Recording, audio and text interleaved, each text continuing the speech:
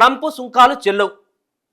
ఇది ఈ ఈయన ప్రత్యేకంగా ఓ పగబట్టుకొని ఆయా దేశాలని టార్గెట్గా చేసుకుంటూ విధిస్తున్నటువంటి పనులు ఇవంతా కూడా ఎవరు కూడా సమర్థించలేదు.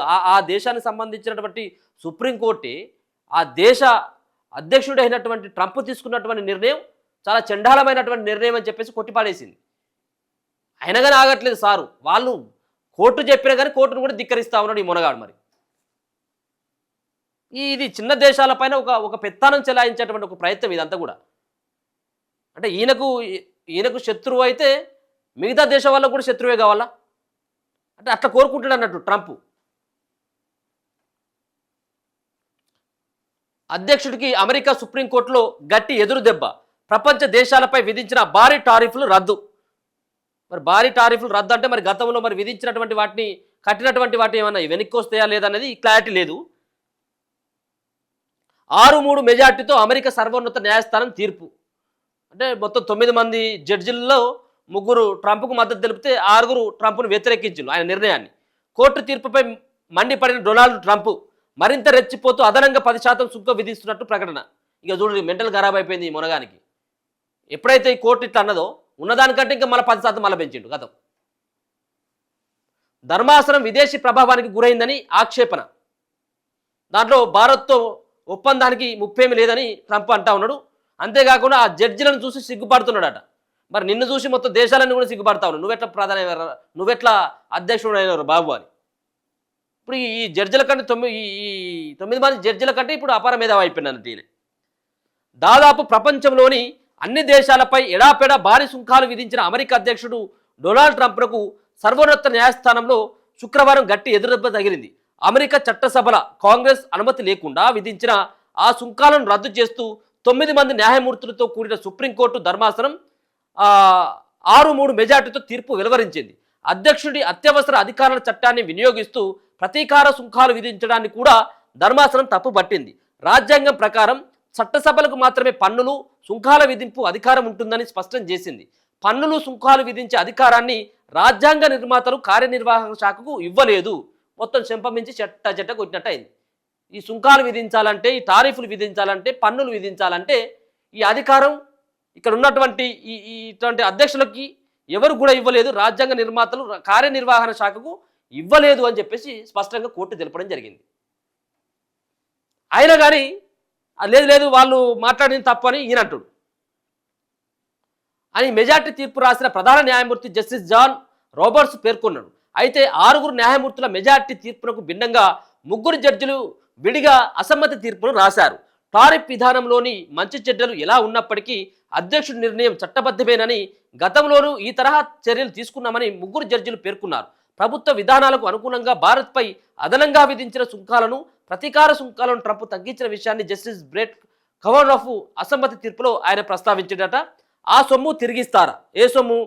గతంలో మరి ఇప్పుడు ఈయన విధించిన కానించి కట్టినటువంటి ఉన్నాయి కదా, అదనంగా సుంకాలు చెల్లించినవి ఉన్నాయి కదా, వాటిని ఏమైనా తిరిగి ఆ సొమ్మును చెల్లిస్తారా అంటే అది క్వశ్చన్ మార్కే. దానిపైన ఇంకేం నిర్ణయం లేదు.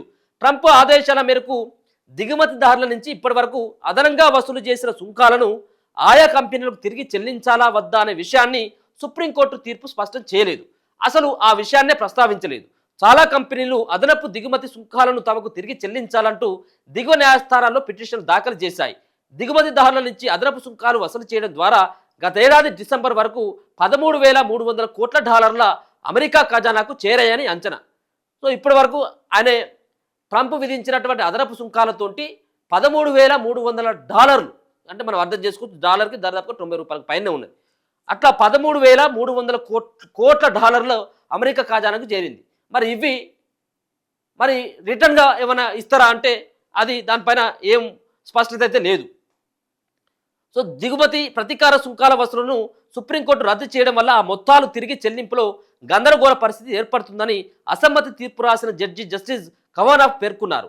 అదనపు సుంకాల వసూలును నిలిపివేస్తూ వసూలు చేసిన మొత్తాలను తిరిగి చెల్లించాల్సి వచ్చిన ట్రంప్ ప్రభుత్వ ఆదాయ అంచనాలు తలకిందులయ్యే అవకాశం ఉంది. వచ్చే 10 ఏళ్లలో అదనపు సుంకాల వసూళ్లు $3 లక్షల కోట్ల మేర ఉంటాయని అంచనా. సుప్రీంకోర్టు తీర్పుపై అమెరికాలోని దిగుమతి కంపెనీల సంఘాలు హర్షం వ్యక్తం చేయడం జరిగింది. అమెరికాలో వ్యక్తం చేయడం జరిగింది. అలాగే ప్రపంచ దేశంలో ఉన్నటువంటి మెజార్టీ దేశాలన్నీ కూడా హర్షం వ్యక్తం చేయడం జరిగింది. నిన్న కోర్టు తీసుకున్నటువంటి నిర్ణయంతో వాణిజ్య ఒప్పందాలన్నీ నిరార్థరకం. అమెరికా సుప్రీంకోర్టు తీర్పుతో బ్రిటన్ అండ్ జపాన్, ఐరోపా సమైక్య, మలేషియా, ఇండోనేషియా, వియత్నాం, భారత్ తదితర దేశాలతో అగ్రరాజ్యం కుదుర్చుకున్న వాణిజ్య ఒప్పందాలన్నీ నిరర్థకంగా మారనున్నాయి. ఆయా దేశాలు ఈ ఒప్పందాలను బుట్టదాఖలు చేసే అవకాశం ఉంది.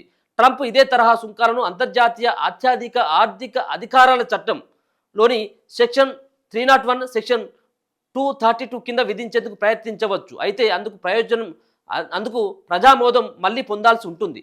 తత్ఫలితంగా జరిగే జాప్యం మళ్ళీ న్యాయపరమైన సవాళ్లను లేవనెత్తే అవకాశం ఉన్నదట.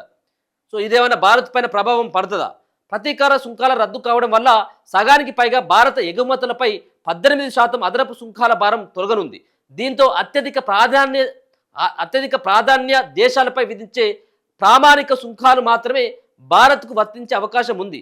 మిగిలిన ఎగుమతులపై IEEPA సెక్షన్ 232 కింద సుంకాలు కొనసాగుతాయి.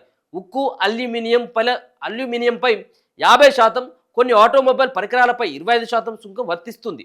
ఎగుమతి విలువలో దాదాపు 40% ఉండే స్మార్ట్ ఫోన్లు, పెట్రోలియం ఉత్పత్తులు, ఔషధాలు వంటివి సుంకాల నుంచి మినహాయింపు పొందుతున్నాయి. సుప్రీంకోర్టు తీర్పు నేపథ్యంలో భారత్ అమెరికా వాణిజ్య ఒప్పందాన్ని సమీక్షించుకునేటువంటి వీలు ఉన్నదట. సో ఇదంతా కూడా భారత్పై పెద్దగా ప్రభావం ఏం చూపదని చెప్పేసి అర్థమవుతున్నది. సరే, అయినా కానీ కొన్ని దేశాలకైతే ఇలా తీసుకున్నటువంటి నిర్ణయం చాలా ఉపశమనమైనటువంటి అంశం అదంతా కూడా.